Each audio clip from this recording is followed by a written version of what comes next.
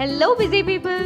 So ఇక్కడ ఒక గంట ఉంది కదా, అది ఇన్ కేస్ మీరు యాక్టివేట్ చేసుకున్నారనుకోండి, నేను చేసే వీడియో అప్డేట్స్ నోటిఫికేషన్స్ అన్నీ మీకు వచ్చేస్తాయి.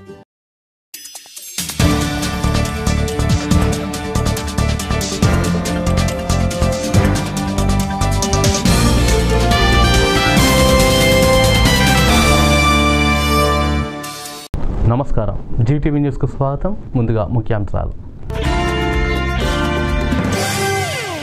వార్డుల్లో జరిగిన అభివృద్ధిపై వివరాలు తెలిపే బోర్డులు ఏర్పాటు. చైర్మన్ పెండాల వెల్లడి. సంక్షేమంతో సంతోషం వెలువరిస్తున్నట్టు ప్రకటన.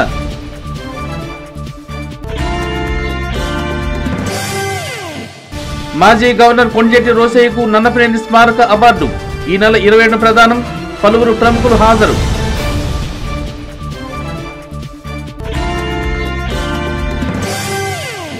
జాతి నాయకులను విస్మరిస్తున్న జనం. దెబ్బతిన్న విగ్రహాలను పట్టించుకొని అధికారులు.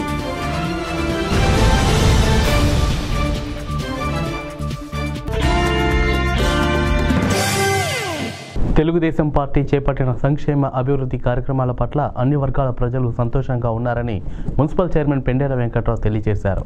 అభివృద్ధి కార్యక్రమాలకు సంబంధించి అన్ని వార్డులలో ప్రత్యేకంగా బోర్డులను ఏర్పాటు చేస్తున్నట్లు పేర్కొన్నారు.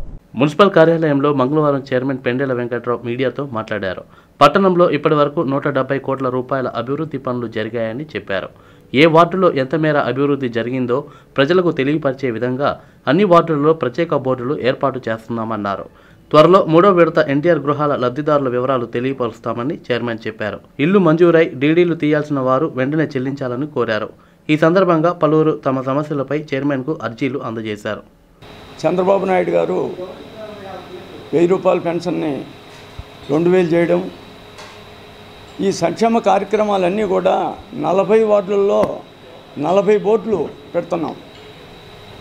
మా ప్రభుత్వం వచ్చిన తర్వాత 2014 నుంచి కూడా ఏమేమి సంక్షేమ కార్యక్రమాలు జరిగినాయి, ఎంతమంది లబ్ధి పొందారు, మరి రేషన్ కార్డులు ఎన్ని ఉన్నాయి, మరి విడో పింఛన్లు కానీ వికలాంగ పింఛన్లు కానీ ఒంటరి మహిళలు కానీ ఇప్పటి వరకు ఎంతమందికి ఇచ్చాము అనేది మొత్తం కూడా పెద్ద బోర్డులు తయారు చేయించి ప్రతి వార్డులో ఈ వార్డుకి ఇన్ని ఇచ్చాము, ఈ వార్డుకి ఇన్ని ఇచ్చాము అనే విధంగా మేము అన్నీ కూడా బోర్డులు తయారు చేసి పెట్టడానికి నిర్ణయం తీసుకున్నాం. అవన్నీ కూడా వదిలిపెడుతున్నాము. కొద్ది రోజుల్లోనే అవన్నీ పూర్తి చేస్తాం. మీరంతా లోగడ కట్టాల్సినవి, సెకండ్ ఫేజ్లో కట్టాల్సిన డబ్బులన్నీ కూడా వెంటనే డీడీలు తీసుకొచ్చి ఇచ్చి మీ పేరు నమోదు చేసుకోవాల్సిందిగా కోరుకుంటున్నాం. ఇది తప్పకుండా వెంటనే చేయండి. మళ్ళీ తర్వాత ఆగిపోయిన తర్వాత క్యాన్సిల్ అయిన తర్వాత మనం చేయడానికి ఏమి ఉండదు. కాబట్టి మీరు వెంటనే అడ్వాన్స్ కట్టిన వాళ్ళు ఎవరైనా ఉంటే మిగతా బ్యాలెన్స్ కూడా కట్టి మీ పేరుని మీరు ఇక్కడ పుస్తకంలో రిజిస్టర్లో నమోదు చేయించుకోగలరని. విఎస్ఆర్ అండ్ ఎన్వీఆర్ కళాశాల వ్యవస్థాపకులు నన్నపనేని వెంకట్రావు పేరిట ఇచ్చే స్మారక అవార్డును మాజీ గవర్నర్ కొంజేటి రోసయ్యకు ఈ నెల 27వ తేదీన ఇస్తున్నట్లు కమిటీ అధ్యక్షులు నన్నపనేని సుధాకర్ ప్రకటించారు. ఈ కార్యక్రమానికి పలువురు ప్రముఖులు హాజరవుతారని తెలిపారు.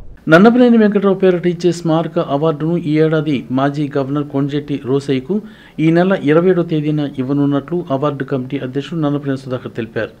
కేంద్ర మాజీ మంత్రి అశోక్ గజపతిరాజు, సినీ దర్శకులు కె విశ్వనాథ్ వంటి ప్రముఖులకు ఈ అవార్డును ఇంతకు ముందు ఇవ్వడం జరిగిందని చెబుతూ, నాజర్పేటలోని నన్నపనేని వెంకట్రావు కన్వెన్షన్ హాల్ నందు జరుగుతుందని, ప్రతి ఒక్కరూ ఈ కార్యక్రమంలో పాల్గొనాలని సుధాకర్ పేర్కొన్నారు.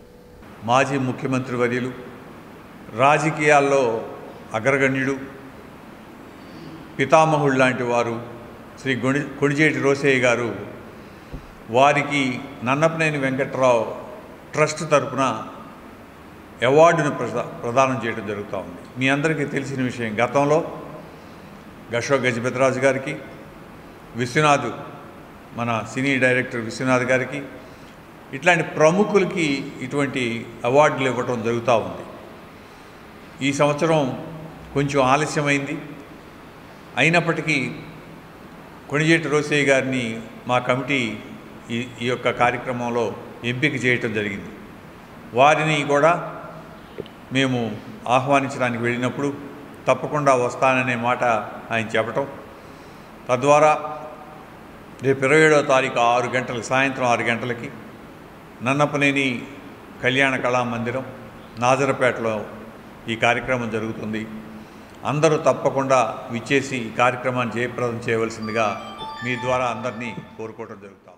శ్రీ వాసవి కన్యకా పరమేశ్వరి అమ్మవారి ఆత్మార్పణ దినోత్సవ కార్యక్రమాలు ఫిబ్రవరి 5వ తేదీ నుండి ఘనంగా ప్రారంభమవుతాయని ఆర్యవైశ్య సంఘీయులు తెలిపారు. 5వ తేదీన పట్టణంలో శోభాయాత్ర, 6వ తేదీన అమ్మవారికి విశేష పూజలు జరుగుతాయని చెప్పారు. ఆర్యవైశ్యులందరూ పాల్గొని జయప్రదం చేయాలని కోరారు. బోస్ రోడ్లోని శ్రీ వాసవి కన్యకా పరమేశ్వరి అమ్మవారి దేవస్థానంలో మంగళవారం అమ్మవారి ఆత్మార్పణ కార్యక్రమాల బ్రోచర్లను ఆవిష్కరించారు. ఈ సందర్భంగా జరిగిన సమావేశంలో కార్యక్రమాల వివరాలను తెలియజేశారు. ముందుగా శశి గ్రూప్స్ అధినేత ఉప్పల వరదరాజులు మాట్లాడుతూ ఆర్యవైశ్యుల ఆరాధ్య దేవత, వైశ్యుల కోసం ఆత్మ పరిత్యాగం చేసిన శ్రీ వాసవి అమ్మవారి ఆత్మార్పణ కార్యక్రమాలు ఘనంగా నిర్వహిస్తున్నట్లు తెలిపారు. ఫిబ్రవరి 6వ తేదీన అమ్మవారు ఆత్మార్పణ చేసిన సందర్భంగా 5వ తేదీ బుధవారం సాయంత్రం పట్టణంలో శోభాయాత్ర జరుగుతుందని చెప్పారు. 3000 మంది ఆర్యవైశ్య కన్యలు సువాసినులతో కలశాలు చేతపట్టి శోభాయాత్ర నిర్వహిస్తున్నట్లు తెలిపారు. 6వ తేదీన అమ్మవారికి విశేష అభిషేకాలు, పూజలు, హోమాలు జరుగుతాయని చెప్పారు. ఆర్యవైశ్యులందరూ పెద్ద సంఖ్యలో వేడుకల్లో పాల్గొనాలని కోరారు. 5వ తేదీ సాయంత్రం తెనాలి పట్టణంలో ఉన్న ఆర్యవైశ్య కన్యలు సువాసినులతో మరి కలశాభిషేకం, కలశ శోభాయాత్ర, అలానే మరి 6వ తేదీ ఉదయం శ్రీ వాసవి కన్యకా పరమేశ్వరి అమ్మవారికి అభిషేకము, అర్చన, తదుపరి హోమము. ప్రతి కుటుంబం నుంచి కూడా తెనాలి పట్టణంలో నివసించుతున్నటువంటి వైశ్య సోదరులు, వైశ్య కుటుంబాలన్నీ కూడా ఆ రోజున వాసవి కన్యకా పరమేశ్వరి అమ్మవారి టెంపుల్కి విచ్చేసి అమ్మవారికి పశువు కుంకాలు సమర్పించుకొని యజ్ఞగుండంలో వారింటి దగ్గర నుంచి సమ్మితాలు తీసుకొచ్చి ఆ యజ్ఞగుండంలో సమర్పించుకుని, నేను వైశ్యుడిని, నా జన్మకి కారణం వైశ్యుల కులదేవత అమ్మ కన్యకా పరమేశ్వరి. దేవస్థాన కమిటీ కార్యదర్శి కొడిజేటి వెంకటేశ్వరరావు మాట్లాడుతూ అన్ని ఆర్యవైశ్య మహిళా సంఘాల సంయుక్త ఆధ్వర్యంలో 2 రోజుల కార్యక్రమాలు నిర్వహిస్తున్నామని తెలియజేశారు. 3000 మంది ఆర్యవైశ్య కన్యలు సువాసినులతో శోభాయాత్ర వైభవంగా జరుగుతుందన్నారు. ఆర్యవైశ్యులందరూ ఐక్యంగా కార్యక్రమంలో పాల్గొని విజయవంతం చేయాలని కోరారు.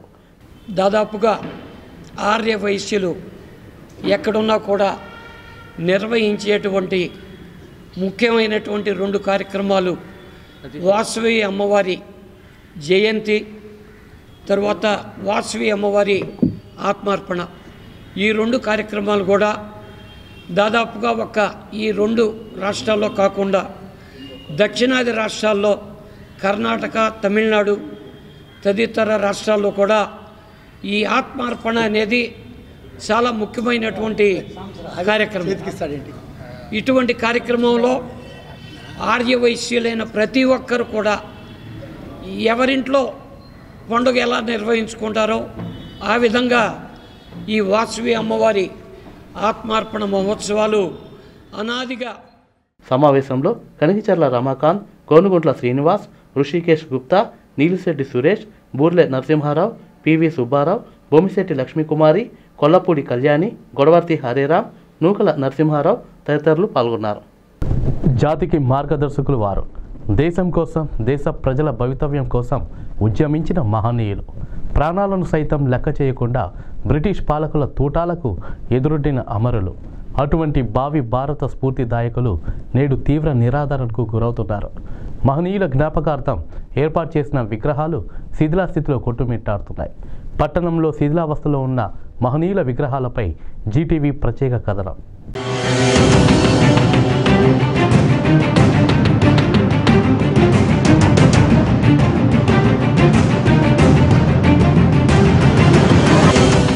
దేశ స్వాతంత్ర్యం కోసం ఉద్యమించిన మహనీయుల జ్ఞాపకార్థం పట్టణంలో ఏర్పాటు చేసుకున్న విగ్రహాలు నిరాదరణకు గురవుతున్నాయి. దేశ ప్రజల కోసం పాటుపడిన మహనీయుల త్యాగాలు భావి తరాలకు గుర్తుండే విధంగా మహాత్ముల విగ్రహాలను వివిధ ప్రాంతాల్లో అభిమానులు ఏర్పాటు చేసుకున్నారు. అయితే కాలక్రమంలో విగ్రహాలు శిథిలావస్థకు చేరినా ఏ ఒక్కరూ పట్టించుకున్న దాఖలాలు కనపడటం లేదు.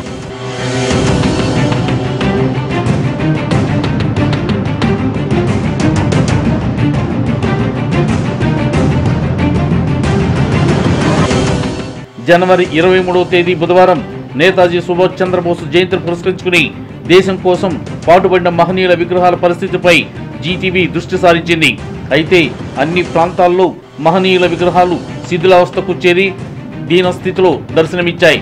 మహాత్మా గాంధీ, నేతాజీ సుభాష్ చంద్రబోస్, జవహర్లాల్ నెహ్రూ వంటి వారి విగ్రహాలు అత్యధిక ప్రాంతాల్లో శిథిలావస్థకు చేరి కనిపించాయి.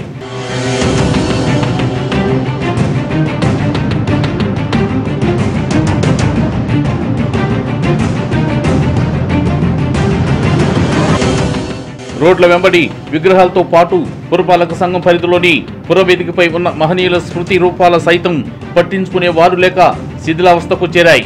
అయితే దీనిపై పలువురు తీవ్ర ఆవేదన వ్యక్తం చేస్తున్నారు.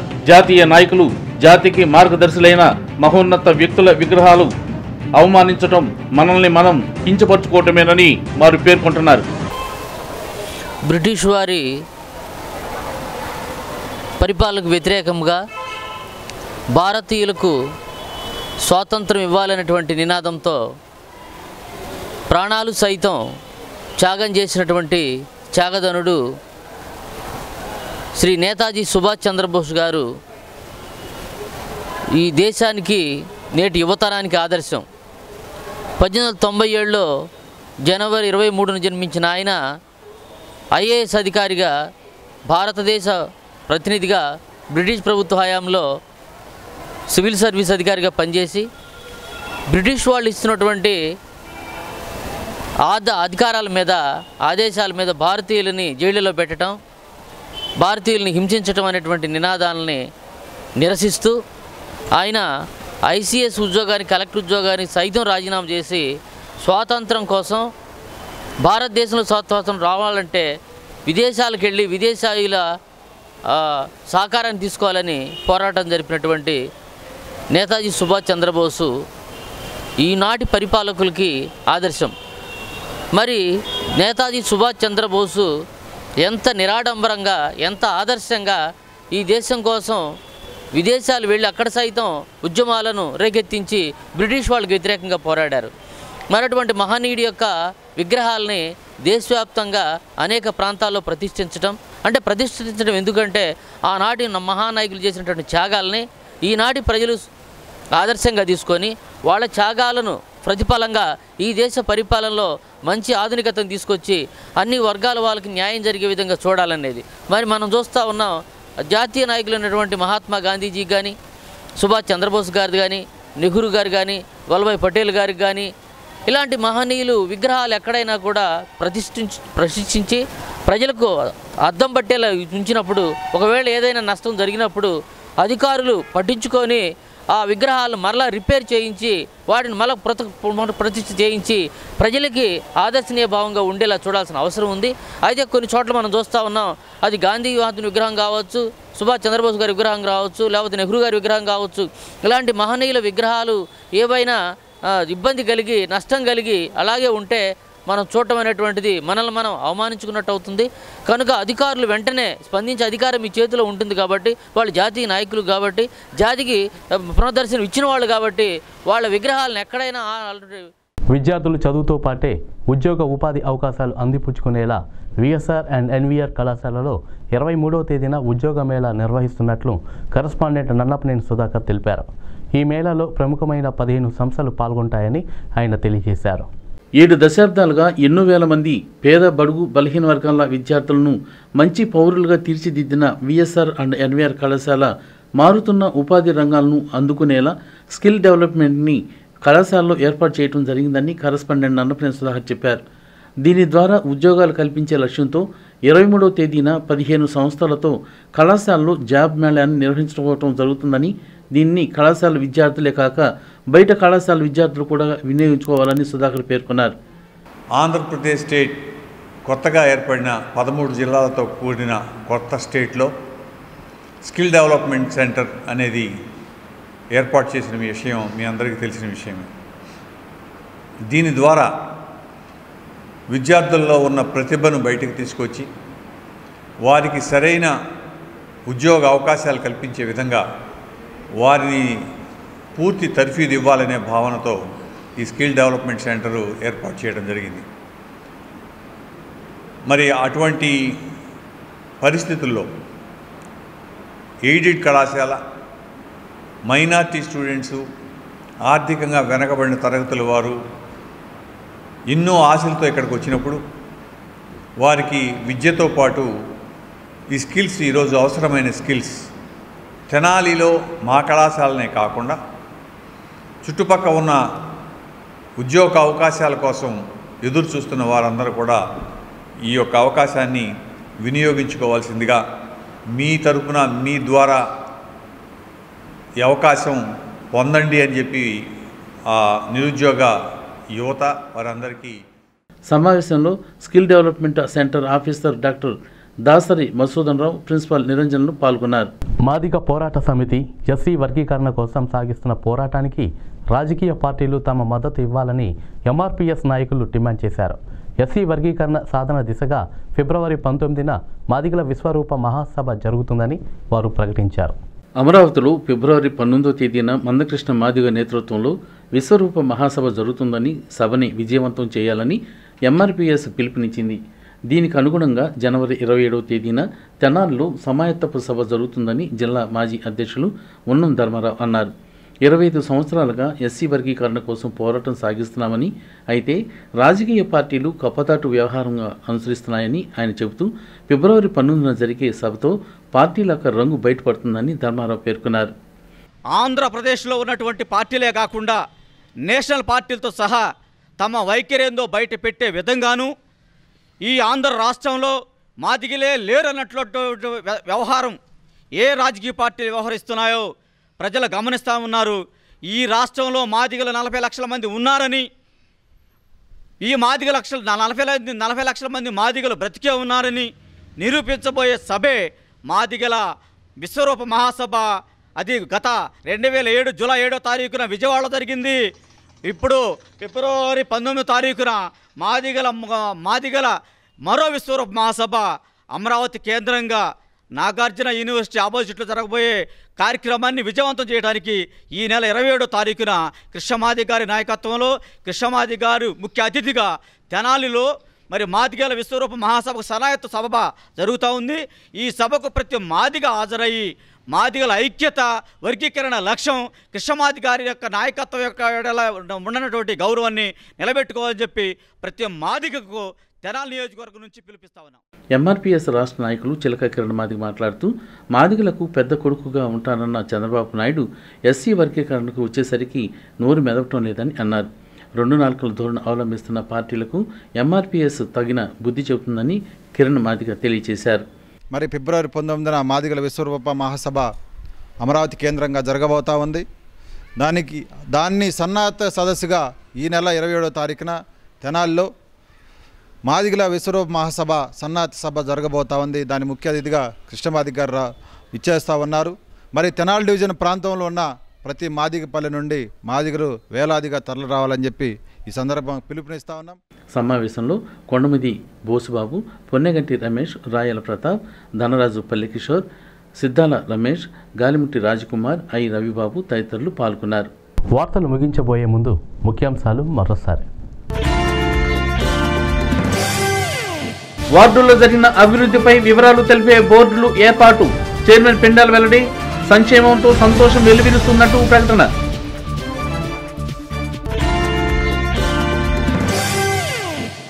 మాజీ గవర్నర్ కొంజేటి రోసయ్యకు నన్నపనేని స్మారక అవార్డు ఈ నెల 27న ప్రదానం. పలువురు ప్రముఖులు హాజరు.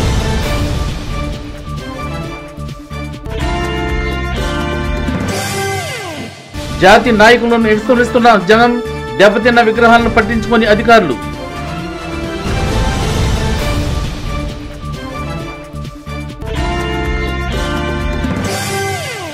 ఈ వార్తలు ఇంతటితో సమాప్తం. నమస్కారం. Hello busy people. సో ఇక్కడ ఒక గంట ఉంది కదా, అది ఇన్ కేస్ మీరు యాక్టివేట్ చేసుకున్నారనుకోండి, నేను చేసే వీడియో అప్డేట్స్, నోటిఫికేషన్స్ అన్నీ మీకు వచ్చేస్తాయి.